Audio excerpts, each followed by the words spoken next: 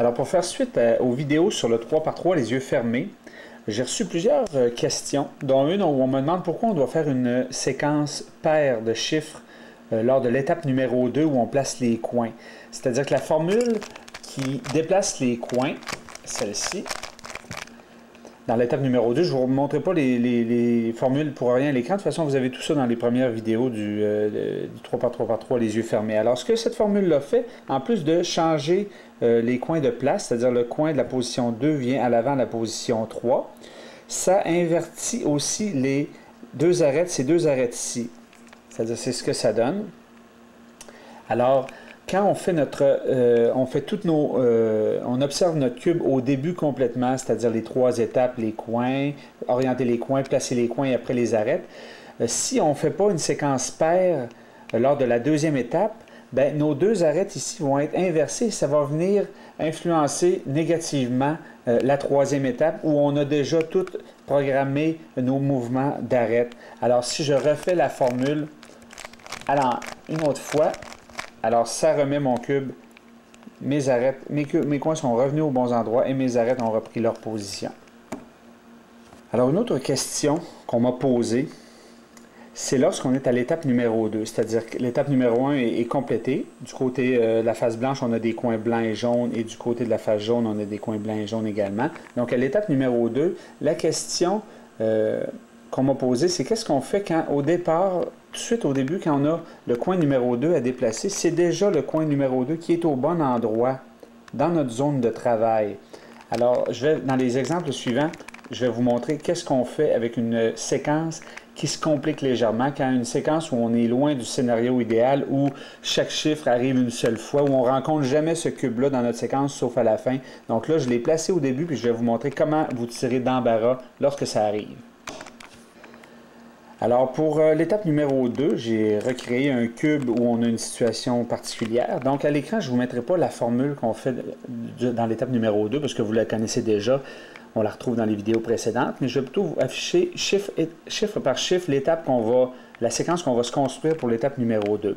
Alors, on commence tout de suite à aller travailler nos coins. C'est-à-dire que je ne répéterai pas tout ce qui s'est dit dans les vidéos précédentes. J'imagine que si vous êtes rendu ici, c'est parce que vous avez déjà fait des tentatives.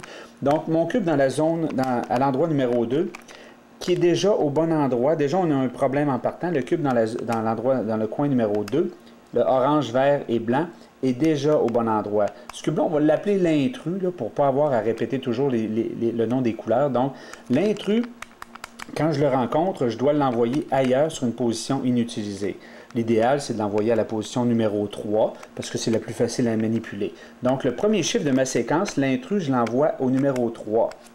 Alors, ça donne ceci. Mais je dois me rappeler qu'à la position 3, j'ai mon intrus.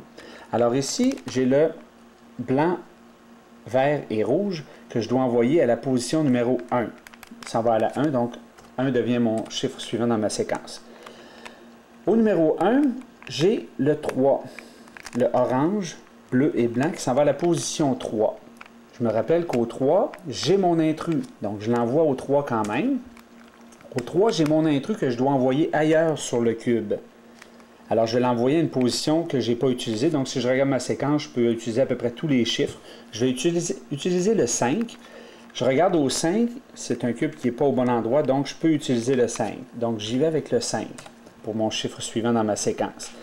Donc, je regarde le cube numéro 5 qui est à la position 5, c'est le blanc, bleu, rouge. Le blanc, bleu, rouge, il s'en va à la position numéro 4. Il ne faut pas que j'oublie que j'ai l'intrus à la position 5. Alors, j'ai le 4. Le coin numéro 4, le orange, jaune et bleu, lui s'en va à la position numéro 7. Donc, j'ai mon nouveau chiffre dans ma séquence. Donc, le 7, qui est le vert, le rouge et le jaune, vert, rouge, jaune, s'en va à la position 5. Donc, ce qu'il faut se rappeler, c'est que le 5, c'est l'intrus qui est encore au 5. On le retrouve encore. Alors, si vous voyez dans ma séquence, j'ai 2 fois le 3, 2 fois le 5 et c'est très normal. Alors, je suis rendu au numéro 5. Je sais que c'est mon intrus qui est là. Donc, je dois l'envoyer à un endroit du cube que je n'ai pas utilisé. Bon, le 2, c'est la zone de... Je regarde ma séquence. Le 2, c'est la zone de travail. Je ne peux pas. Le 3, le 4, le 5. J'ai le 6 et le 8 qui ne sont pas utilisés. Je vais aller voir le 8. Donc le 8 est déjà au bon endroit, le rouge, le bleu et le jaune. Donc il me reste le 6 ici, qui est le orange, le vert et le jaune, et il est également au bon endroit. Donc, ça veut dire que ma séquence est complétée. Donc si je calcule le nombre de chiffres que j'ai à l'écran, j'ai 7 chiffres dans ma séquence, donc je dois absolument rajouter le 3 pour terminer. Sinon, ça va venir fausser mes arêtes dans l'étape suivante, l'étape numéro 3, parce qu'on sait que la formule de l'étape numéro 2, en plus de changer les coins, alterne, switch, si on veut, inverse les arêtes, ces deux-ci. Donc, on doit absolument avoir une séquence de chiffres pairs dans l'étape numéro 2. Donc, la séquence pour l'étape numéro 2, ça va être le 313, 547, 53. Alors, à l'étape numéro 3, on peut retrouver une situation un peu plus difficile, comme tout à l'heure à l'étape numéro 2, c'est-à-dire que lorsqu'on commence dans notre zone de travail, il y a déjà le cube au bon endroit, comme dans ce cas-ci, c'est le blanc et l'orange, qui est déjà à la bonne position. Donc, comme c'est notre zone de travail, on doit déjà le déplacer ailleurs sur le cube. Alors, on commence la séquence. Alors, il est déjà au bon endroit. On va l'envoyer, par exemple, moi, je vous conseille de l'envoyer à un endroit où vous pouvez faire des séquences de lettres. Quelque chose qui pourrait, comme ici, on a en bas, à la position WX.